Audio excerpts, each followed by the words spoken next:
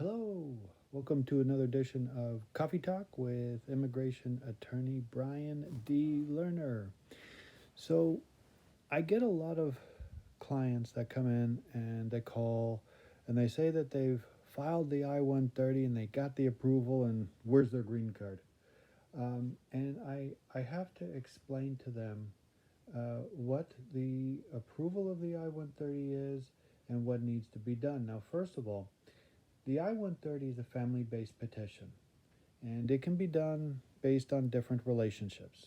It could be a spouse, in marriage to a U.S. citizen, marriage to a lawful permanent resident. It could be a sibling petition. It could be a son or daughter of a U.S. citizen.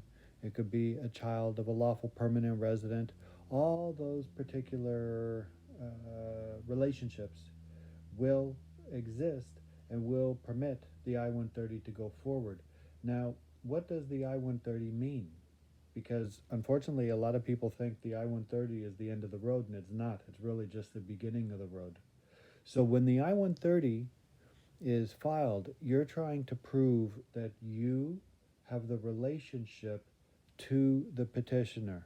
So let's say it's a spouse petition, and let's say it's to a U.S. citizen. You could be the U.S. citizen, or your spouse could, and you are immigrating to the U.S.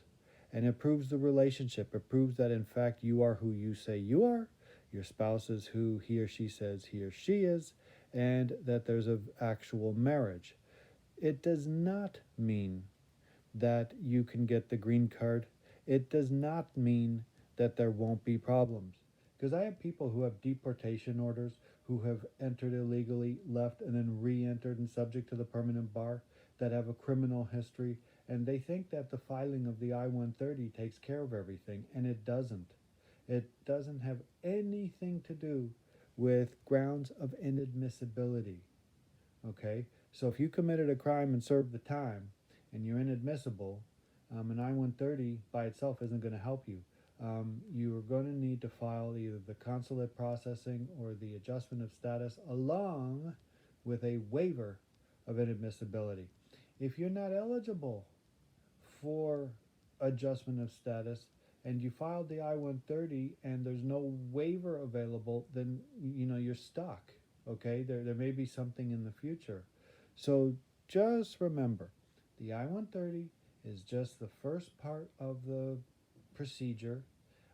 It by no means indicates that you hit a home run and you're going to get the green card.